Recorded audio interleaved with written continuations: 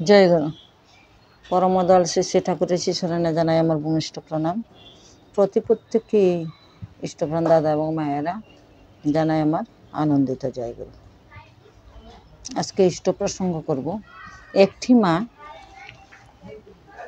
খুব দুঃখে যন্ত্রণায় কাতর হয়ে শ্রী শ্রী ঠাকুরের কাছে এই বেদনা নিয়ে আসলেন। তখন ঠাকুর কি বলছেন শুনেন। 29শে আশ্বিন শুক্রবার 1361 সাল, 15ই অক্টোবর 1958।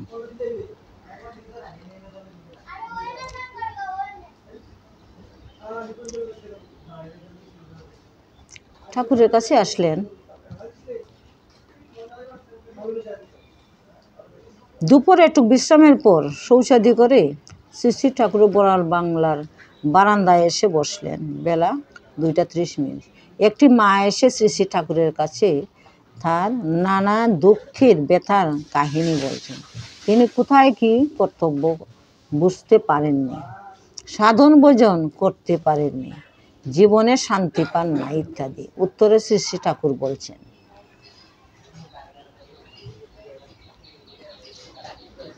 শ্রী শ্রী ঠাকুর, শান্তি মানে সাম্য ভাব। দুঃখ বিচলিত হয় না, সুখও বিচলিত হয় না। তার মানে এর নয় যে তুমি দুঃখ বোধ করতে পারবে না। দুঃখ তুমি বোধ করতে পারবে, কিন্তু বিচলিত হবে না। শান্তি লাভ করতে হলেই চাই সুকেন্দ্রিকতা। এমন একটা এককে ভালোবাসা চাই যাকে নিয়ে তুমি ব্যাপৃত থাকতে পারো, যাকে ভালোবেসে জীবন তোমার পূর্ণ হয়ে থাকে। আর ভালোবাসা মানে তার ভালোতে বাস করা। যেমন তোমার ছেলেকে ভালোবাসো মানে কিসে? সে বড় হোক, সে ভালো থাকে, সে ভালোভাবে পরীক্ষায় পাশ করতে পারে, এইসব দেখো। ঠিক অমনিভাবে দেখতে হবে তোমার আচার্যকে। আসলত জন হিসাবে, আর তাকে নিয়েই চলবে। সেই জন্য আচার্য হওয়া চাই একজন জীবন্ত মানুষ। তিনি আমার জীবন বেদী। তাকে ভালোবেসে তার জন্য কর্ম করে আমার জীবন পূর্ণ হয়ে উঠুক। উক্ত মা, আমি দীক্ষা নিয়েছি, কিন্তু গুরু কিছু দিচ্ছেন কি না বোধ করতে পারি নাই। শ্রী শ্রী ঠাকুর, তিনি আমাকে কি দিলেন তা দেখতে নেই। ঠাকুর বললেন যে তোমাকে কি দিলেন তোমার গুরুদেব তা দেখতে নেই। আমি তাতে কতখানি ব্যাপৃত হতে উঠতে পারি তার চেষ্টা করতে হবে। ভগবান আমাদের কতখানি ভালোবাসেন তা মেপে দেখতে নেই, কিন্তু আমরা কতখানি তাকে ভালোবাসি তাই দেখতে হবে। আর ভগবানের কাছে যাওয়ার রাস্তাই হলেন সদ্গুরু। তার কাছে দীক্ষা নিতে হয়। উক্ত মা, আমি কুলগুরুর কাছে দীক্ষা নিয়েছি। সদ্গুরু কোথায় পাবো? শ্রী শ্রী ঠাকুর, কুলগুরুর কাছে গেলেও সদ্গুরুর কাছে যাওয়া লাগে। কুলগুরুরা কৃষ্টি তাকে ধরিয়ে দেন। আগেকার কুলগুরুরা বলতেন সদ্গুরু পেলেই দীক্ষা নেবে। এখানকার কুলগুরুরা বোধ হয় তা বলেন নাই, কিন্তু ওই কথা বলাই উচিত। উক্ত মা, বাবা মৃত্যুর পরে আবার কিভাবে আমাদের জন্ম হয়?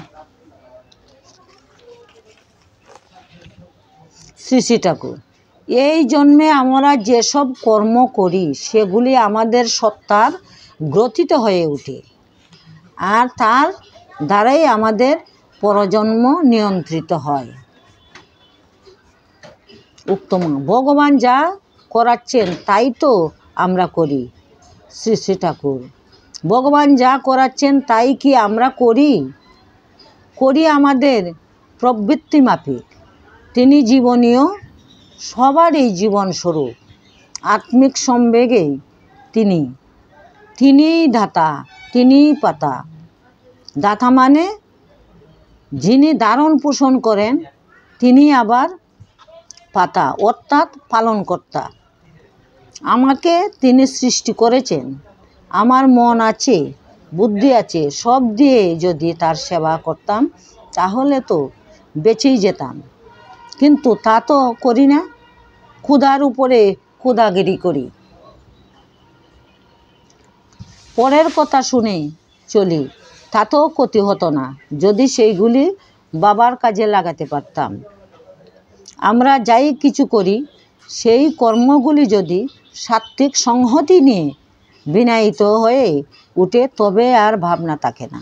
উত্তমা, আমি নামটাম করি, সৎপথে চলার চেষ্টা করি, তবুও কিছুতেই কিছু হচ্ছে না। শ্রী শ্রী ঠাকুর, সত্য মানে কি জানিস তো? সতের ভাব যথার্থ হলেই যে একটা কথা সত্য হলো তা কিন্তু নয়। যারা মধ্য অস্তিত্বের কথা আছে, বাঁচার কথা আছে, তাই সত্য। উত্তমা, এখন আমি কি করব তাহলে বাবা? যদি সদ্গুরু পাস তাহলে তাকে ধর, নাম কর। তিনি আমার বাবা, তোর বাবা, সকলের বাবা। তাকে ভালোবাসো। কেষ্ট ঠাকুর ছিলেন অর্জুনের সখা। সখা মানে অর্জুন তাকে ভালোবাসতো। কেষ্ট ঠাকুর তাকে বলতো, তুই আমাকে ভালোবাসো, আমার কথা মতো চলো। তারপর কেষ্ট ঠাকুরের কথা মতো চলে যখন অর্জুনের ভালো হতো, তখন সে কেষ্ট ঠাকুরকে চিনতে পারল। তখন অর্জুন কয়, তুমি আমার গুরু, তুমি আমার উপাস্য। আমি না জেনে কত কথা বলেছি তোমাকে, আমাকে ক্ষমা করো ঠাকুর। তার সাথে যুক্ত না হলে কখনো বুঝে আসে না, তাই আগে যুক্ত হতে হয়। পরে ওই মার চোখ মুখ শান্ত হয়ে এলো। শ্রী শ্রী ঠাকুরের মধুর কথাগুলা শুনতে শুনতে আরও কিছুক্ষণ ঠাকুর দর্শন করে মাটি আভূমি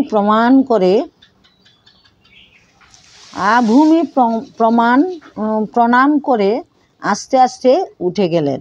অন্য মানুষ এসে পড়ায় শ্রী শ্রী ঠাকুরের সাথে কথাবার্তা কইতে লাগলেন। আজকের ইষ্টপ্রসঙ্গ এখানেই রাখলাম। দীপরক্ষী গ্রন্থ থেকে সংগ্রহীত করা,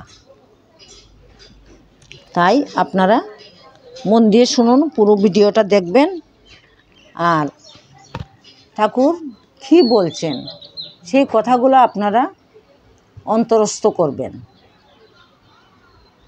আপনাদের ভালো লাগবে। কিভাবে ঠাকুরকে ভালোবাসতে হয়, উত্তমা এক কথায় কিন্তু ঠাকুরের উপরে ওনার বিশ্বাসটা চলে এলো। এই হলো দীপরক্ষীর ঠাকুরের অমৃতবাণী। আজকে ইষ্টপ্রসঙ্গ এখানেই রাখলাম। জয় গুরু।